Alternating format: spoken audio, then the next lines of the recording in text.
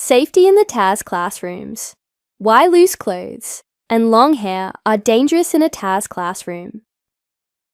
Wearing loose clothes and having long hair untied is dangerous in a TAS classroom because they can get caught in machines easily. Many machines in the workshop spin, cut, and pull materials quickly, and anything loose on your body can be dragged into the moving parts. This can cause serious injuries to your head, neck, or arms if the machine catches your clothing or hair. For example, long hair can be pulled into a drill press while it is spinning, and loose sleeves can get trapped in a sander or bandsaw.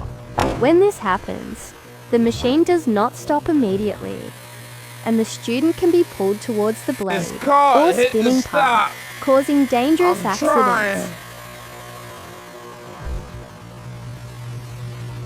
In conclusion, by tying back your hair and wearing fitted clothing, you keep yourself safe and prevent accidents in the TAS classroom.